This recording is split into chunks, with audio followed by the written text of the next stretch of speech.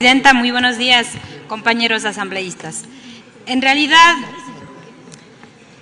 estoy de acuerdo con algunos criterios vertidos dentro de este pleno en referencia a este proyecto de ley orgánica de las organizaciones sociales sin fines de lucro.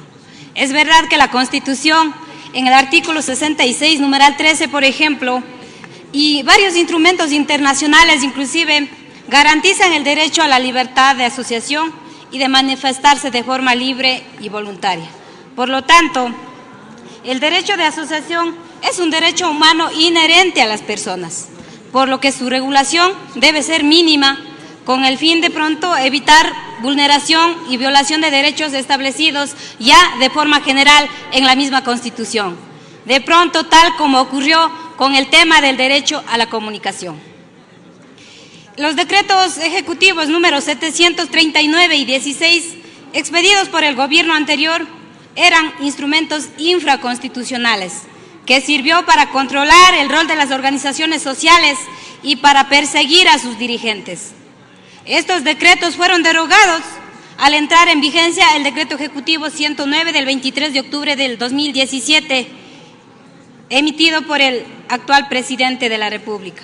Sin embargo, este decreto mantiene aún muchas controversias y ambiguas causales para la disolución de las organizaciones sociales en abierta vulneración a los principios de estándares internacionales establecidos. El decreto 193 establece que las organizaciones sociales podrán ser disueltas y liquidadas de oficio o por denuncia, una vez demostrado que han incurrido en una o más causales. Esto es, el desviarse de los fines para los cuales fueron constituidas y dedicarse a actividades políticas partidistas. Si bien en el decreto ejecutivo se simplificó el procedimiento de otorgamiento de la personería jurídica y su registro, el decreto vigente también tiene algunas restricciones y las amenazas a la libertad de asociación de las personas, contraviniendo lo establecido en el numeral primero del artículo 132 de la Constitución de la República del Ecuador, en el cual manifiesta el principio de la reserva de ley, que significa que solamente la Asamblea Nacional, a través de una ley orgánica, puede regular derechos humanos fundamentales, como este caso, el derecho a la libertad de asociación y de reunión con fines pacíficos. Obviamente que esto no es nuevo. En el periodo anterior, muchos decretos ejecutivos fueron emitidos contraviniendo la normativa legal existente.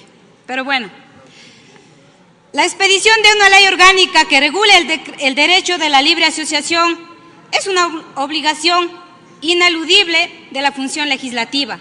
Por ello, saludo la iniciativa del asambleísta que propuso este proyecto de ley y también saludo la iniciativa del trabajo de la comisión en el que dio el tratamiento y el informe correspondiente.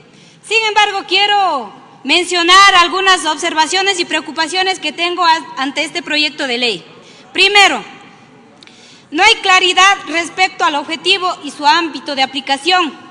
El sujeto a ser regulado dice ser las asociaciones de derecho privado, y en otros artículos, por ejemplo, en el numeral 5, 6 y 7, habla de organizaciones sociales.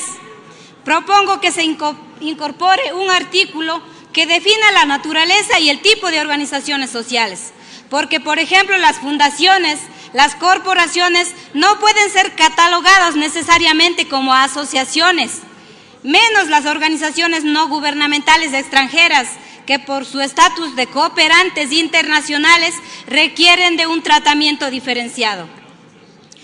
Una segunda preocupación, en el mismo artículo 1 de este proyecto de ley, dice, por ejemplo, que la ley tiene como objetivo, dice, regular la creación, desarrollo y extinción de todas las asociaciones de derecho privado sin fines de lucro.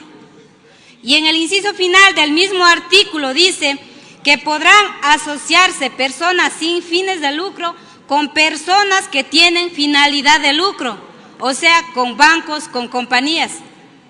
Y que además, dice, podrán proveer de bienes privados, así como realizar actividades que generen un rédito económico, así dice en la propuesta que tenemos, cosa que genera confusión y se extralimita de la naturaleza de las organizaciones sociales sin fines de lucro. Debería decir que las organizaciones sociales reguladas por la presente ley tendrán finalidad social y realizarán sus actividades económicas sin fines de lucro, aclarando que si la organización genera un excedente económico, sea revertido en la consecución de los objetivos de la misma organización o asociación. Un punto 3 que me preocupa también, el texto del inciso 3 del artículo 1, al clasificar a las organizaciones sociales sin fines de lucro y por tanto sujetas a este proyecto de ley, a las cooperativas, veedurías, observatorios, cámaras, entre otros, cuando la naturaleza jurídica de estas entidades son distintas. Por eso es que tienen su propio marco legal que los regula, como es el caso de las cooperativas. Existe la ley de cooperativas y su respectivo control y regulación. En el caso, por ejemplo, de las veedurías y observatorios, al ser mecanismos de participación ciudadana y control social, su constitución, funcionamiento y extinción ya está regulado por la Ley Orgánica del Consejo de Participación Ciudadana y Control Social y sus respectivos reglamentos. Conforme al artículo 14 del proyecto de ley, se entiende que la creación, reformas de estatutos, disolución, registro de la directiva se hará mediante escritura pública ante un notario. Esto significa erogación de gastos para las personas que buscan asociarse libremente y que tienen un derecho garantizado en la Constitución. El razonamiento de la comisión dice que hace la comisión por esto, hace esta recomendación para que la creación y registro y disolución de las organizaciones se haga a través de una notaría, dice. Argumenta que algunas comunidades o recintos se hallan alejadas de las instituciones del Ejecutivo o del mismo Consejo de Participación Ciudadana y Control Social.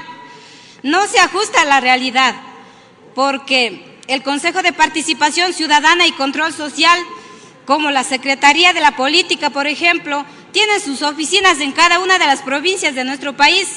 Lo lógico es que estos procesos administrativos se lo haga a través de estas instituciones.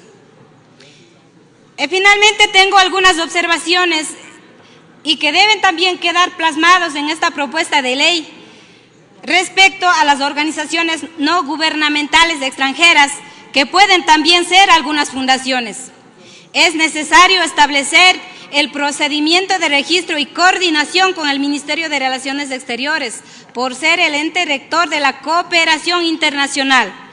Deberá establecer la firma de convenio de cooperación y establecer un marco mínimo de coordinación con las diferentes entidades estatales según su naturaleza. Señor presidente de la comisión, estas recomendaciones voy a pasar por escrito. Espero que sean acogidas y más bien se pueda debatir más ampliamente esta propuesta de ley que regula las organizaciones sin fines de lucro. Pero permítame también, señora presidenta, concluir mi intervención mencionando que al escuchar solamente de forma general hablar de organizaciones sociales y organizaciones sin fines de lucro, en el que están también los diferentes gremios, las diferentes asociaciones e inclusive los pueblos y nacionalidades, estos se organizan primero para ejercer un derecho y también para exigir un derecho. Y aquí, señora presidenta, esta Asamblea Nacional tiene una deuda con muchas organizaciones sociales. A propósito de que el día de ayer la Corte Constitucional, mediante sentencia, dejó sin efecto las enmiendas constitucionales por las cuales las diferentes organizaciones sociales se estaban oponiendo en el año 2014, en el año 2015. Quisiera pues también, en ese sentido, señora presidenta, hacer un recordatorio y exigir al Consejo de Administración del Legislativo y, ¿por qué no?, también a todos los señores asambleístas que representamos a la sociedad civil y a toda la ciudadanía de nuestro país, de que se dé trámite, señora presidenta encargada, a las peticiones de amnistías que se encuentran todavía hoy represadas en esta Asamblea Nacional. Muchas gracias, señora presidenta.